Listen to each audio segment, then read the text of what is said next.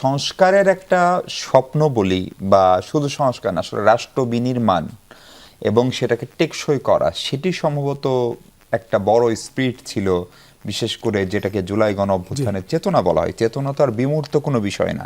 আমরা যদি মুক্তিযুদ্ধের চেতনা বলি, সেখানেও সম্ভবত এটি ছিল যে আমাদের শিক্ষা হবে বৈষম্যহীন, শিক্ষা হবে একমুখী, মানে আমার অর্থনৈতিক অবস্থা আমার শিক্ষা নির্ধারণ করবে না। ফলে ধরেন রাজনৈতিক সরকারগুলো সেটি করতে পারেনি, সেই ব্যর্থতা তারা স্বীকারও করে।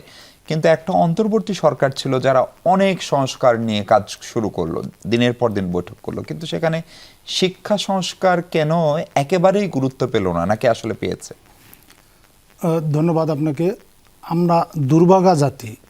আমরা 5 আগস্টের পরে যাকে শিক্ষা উপদেষ্টা পেলাম, উনি কিন্তু মাধ্যমিক এবং উচ্চ মাধ্যমিকে বোর্ড সেরা, সারা দেশ সেরা, বিশাল একজন জ্ঞানী গুণী, কোনো সন্দেহ নেই।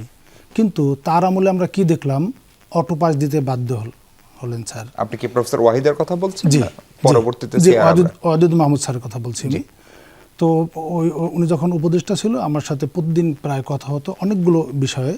তো আমি ঘুরে ফিরে টকশোতেও আমি বলেছি, স্যারের সাথে একাকেও বলেছি, স্যার একটা সংস্কার কমিশন শিক্ষা নিয়ে একটা স্থায়ী একটা কিছু করা। কিন্তু দেখলাম ওই দিকে আগায় না।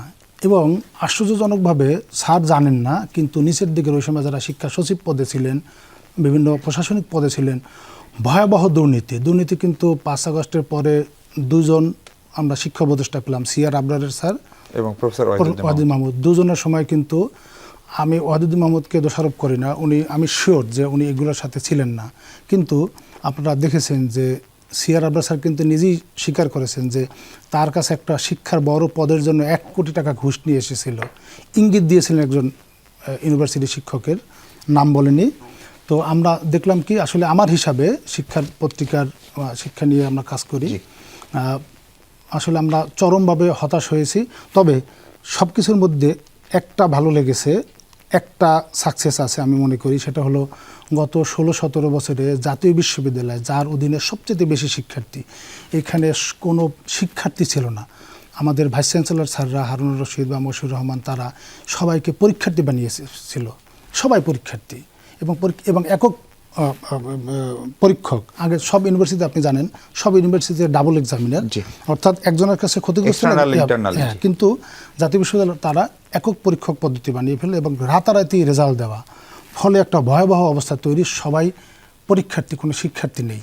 স্যার, আমার হাতে যদি কোনো সুযোগ আসে কখনো পুরস্কার দেওয়ার, আপনি যদি বলেন যে 5 আগস্টের পরে এখন পর্যন্ত শিক্ষা খাতের সবচাইতে আমূল পরিবর্তন, একদম ঘরে ঘরে আপনি জাতীয় বিশ্ববিদ্যালয়ের যে কোনো স্টুডেন্টের কাছে জিজ্ঞেস করবেন, যারা ধরেন 4 বছর আগে ভর্তি হয়েছিল, এবার অনার্স ফাইনাল পরীক্ষার্থী, বলবেন না আমরা প্রথম 2 বছর যেন তেন আমরা পার্ট টাইম জব করেছি, আমরা এটা সেটা করেছি, যাইনি, কিন্তু এখন সেটা হবে না।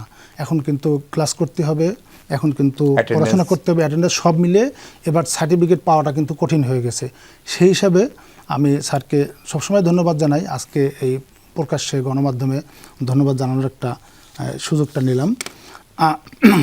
আরেকটি বিষয়, আসলে গত কয়েকদিন ধরে সবাই আলোচনা যে 36% ড্রপ আউট,